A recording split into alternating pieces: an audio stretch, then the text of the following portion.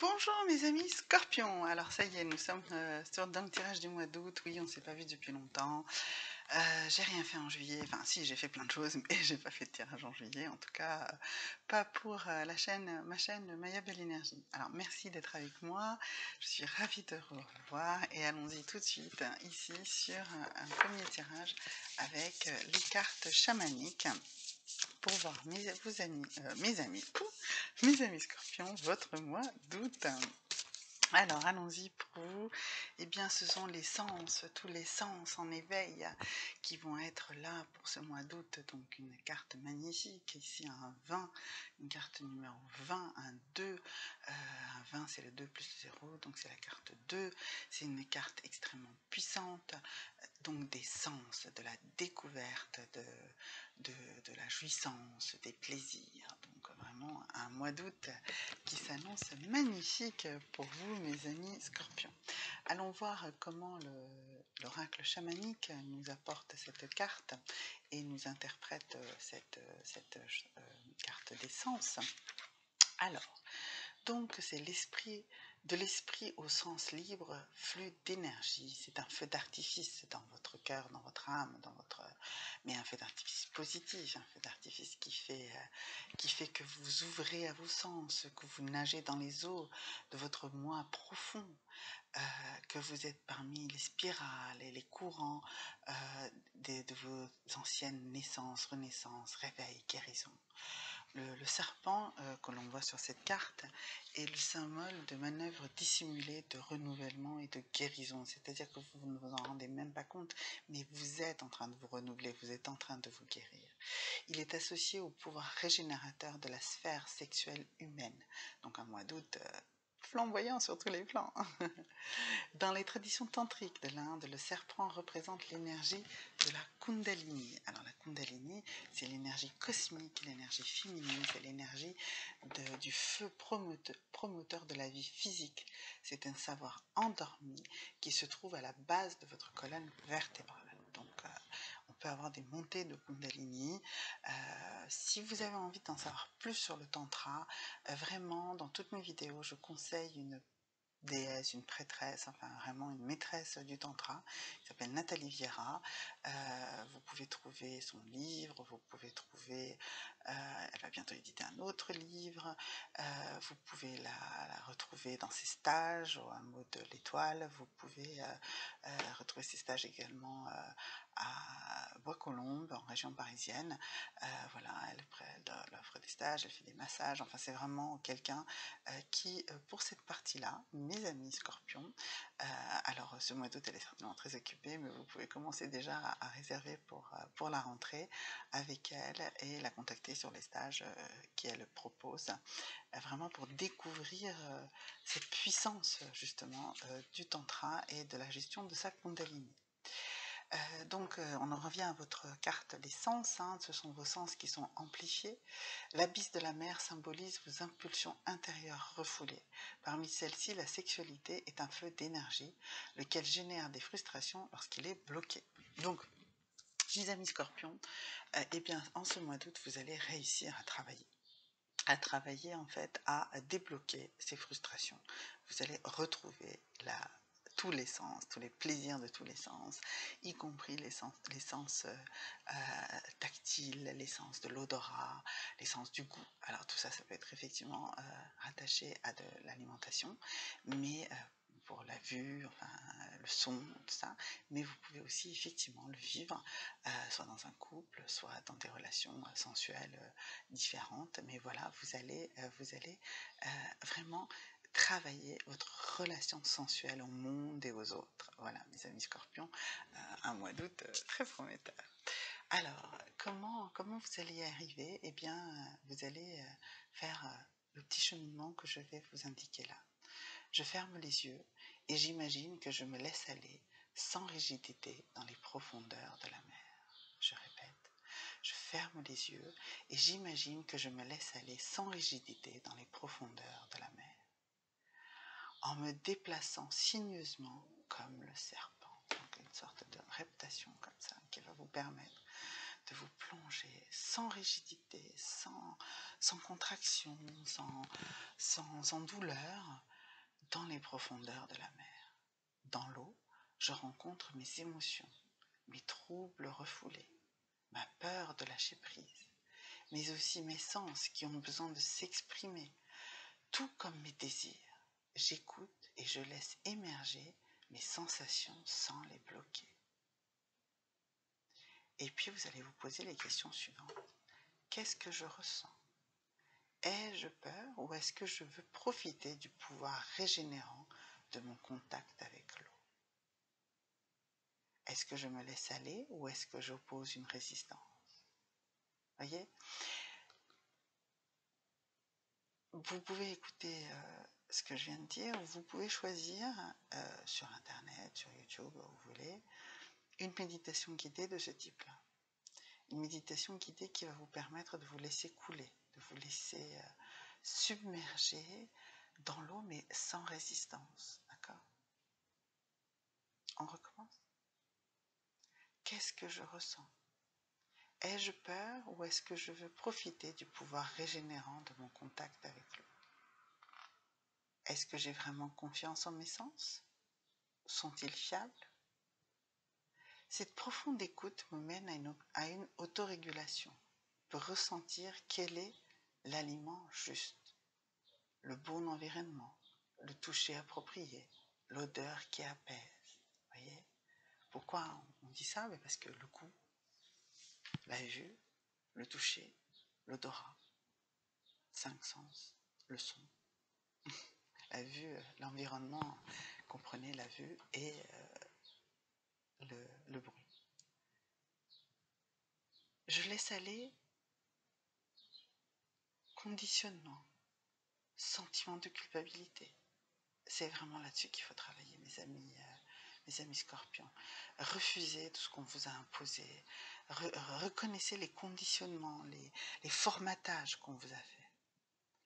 Je comprends que la sexualité vécue avec amour est une forme importante d'énergie curatrice et régénératrice, car celle-ci est impulsion créatrice sans préjugés. Chose vraiment très importante à comprendre. La sexualité avec un amour, mais c'est pas le formatage, c'est pas il faut être amoureux pour faire l'amour, il faut faire l'amour avec amour, il faut faire l'amour à l'autre, il faut le faire. Une fois j'ai écouté une conférence et il y avait une personne qui disait quelle est la différence entre faire l'amour et baiser.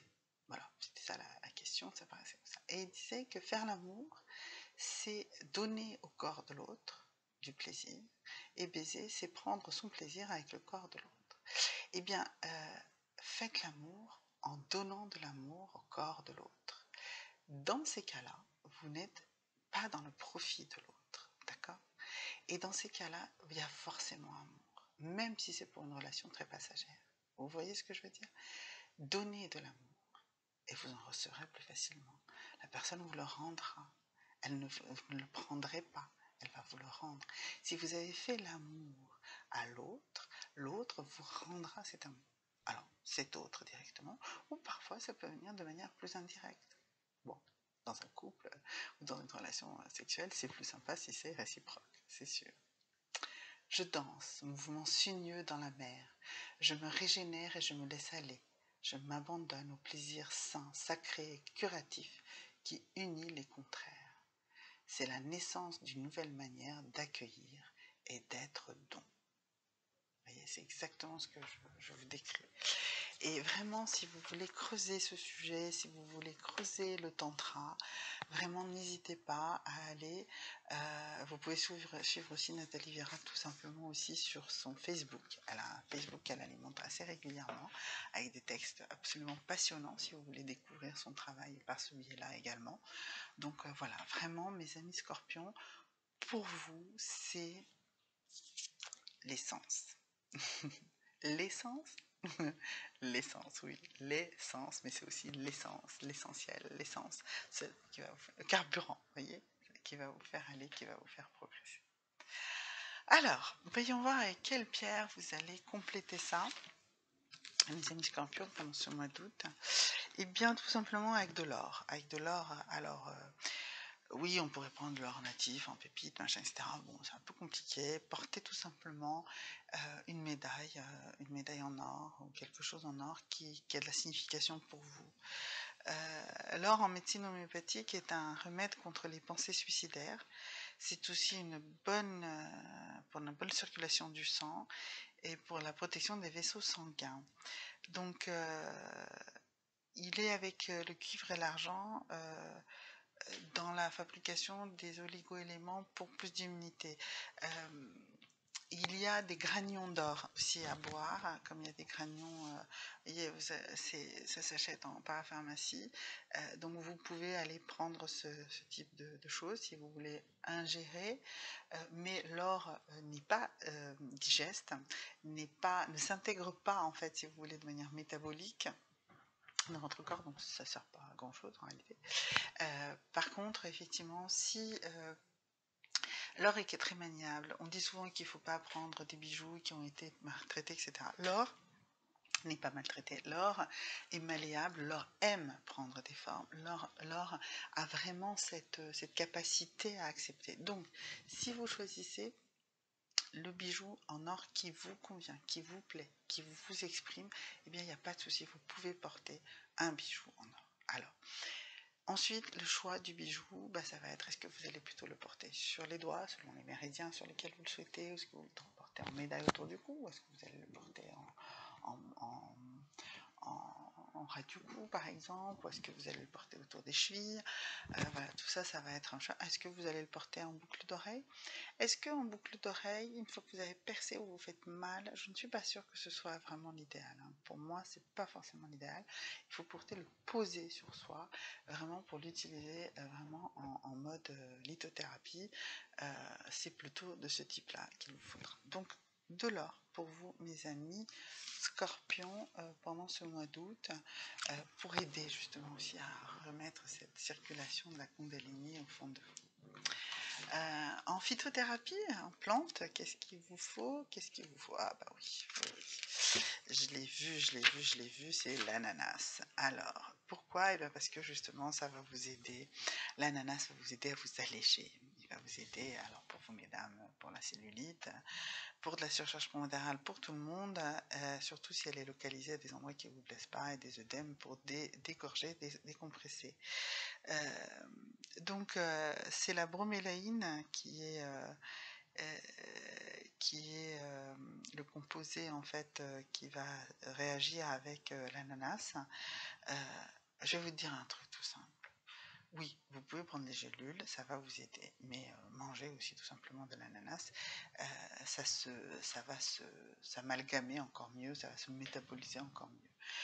Il n'y a pas besoin que de l'ananas, et franchement, faites-vous plaisir. On était dans les sens, depuis le début on parle des sens ici, tout simplement, prenez de l'ananas plaisir et pas que de l'ananas médicament. Si vous mangez de l'ananas c'est pas très calorique de toute façon, donc si c'est justement pour maigrir un petit peu, etc., écoutez, faites-vous plaisir. L'ananas est déjà suffisamment sucré, l'ananas frais, c'est aussi bon qu'une glace, etc.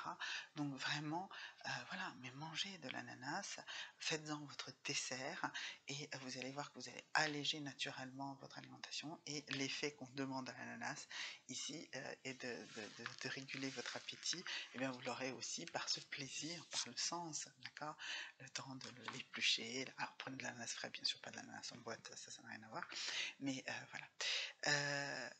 Peut-être combiner ça avec de l'argile verte. Voilà, donc si vous combinez ça avec de l'argile verte, ça va se passer beaucoup mieux pour vous. Bon, pour ceux qui veulent travailler avec l'argile, moi ça fait déjà plusieurs mois et je connais des gens qui travaillent depuis des années avec l'argile, donc n'hésitez pas à poser vos questions et à me recontacter si vous voulez avoir des conseils sur l'argile. Voilà. Alors, ça c'était pour la partie phytothérapie. Maintenant, voyons voir qu'est-ce qu'on peut encore tirer un peu comme carte pour vous. Oh, de la créativité. Oh non, vous n'allez pas en manquer. Oh bah si, remarquez, hein, vous êtes dans ce travail d'essence, donc nous avons besoin de savoir ce qui se passe chez vous. Alors, allons-y. Le chant de la vérité, les illusions. Ma mélodie peut sembler dissonante à ton cœur et parfois le blesser. Abandonne les notes satinées des chants des sirènes et redeviens le chef d'orchestre de ta vérité.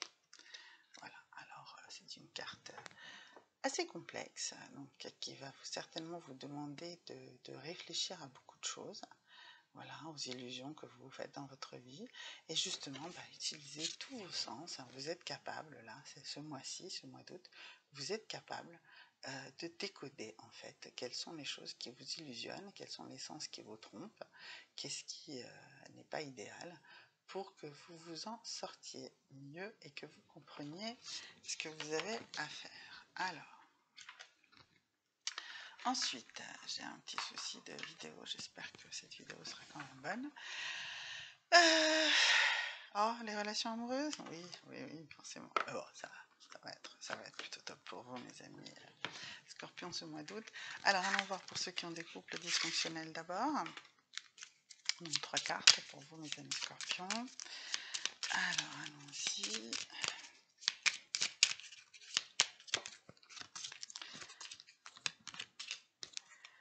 Alors, un voyage, le tribunal et recevoir un cadeau. Alors, écoutez, pour ceux qui sont dans un couple dysfonctionnel, eh bien, il va falloir prendre de la distance, très probablement. Et cette distance va pouvoir permettre justement d'être, d'arbitrer si votre couple doit ou pas continuer. Il va falloir prendre de la distance. Cette prise de distance va être un cadeau que vous faites à vous-même. Ça va être un moment de joie, un moment oui, un vrai cadeau que vous allez vous faire pour vous-même, un temps que vous allez prendre pour vous-même.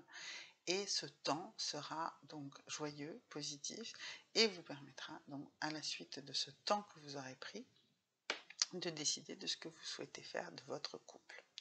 La décision n'est pas ici dans les cartes. D'ailleurs, les décisions ne sont jamais dans les cartes. Les cartes ne sont que des indications qui vous disent quel chemin vous pouvez prendre, mais c'est vous qui avez votre libre arbitre total. Et là, et des indications de comment justement faire les bons choix, ceux qui vous conviennent à vous. Donc là, en l'occurrence, ce qu'il faut, c'est vraiment prendre de la distance dans votre couple actuel, vous faire le cadeau de ce temps, et quand vous reviendrez de ce voyage, de cette prise de distance, vous serez capable de décider de ce que vous souhaitez faire dans votre couple. Maintenant, pour ceux qui sont célibataires et qui souhaitent rencontrer quelqu'un, alors, 3 cartes pour vous. Alors,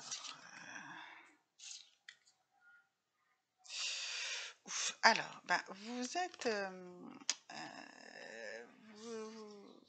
vous êtes en deuil d'autres relations, vous avez un peu l'impression que jusqu'à présent, à chaque fois ça a été, vous avez été d'échec en échec, de choses dramatiques qui vous sont arrivées, et en fait, aujourd'hui, vous devez comprendre que vous devez rencontrer quelqu'un qui va prendre plus soin de vous, qui va être à l'écoute de vous. C'est probablement pas quelqu'un sur lequel vous allez avoir un coup de foudre immédiat.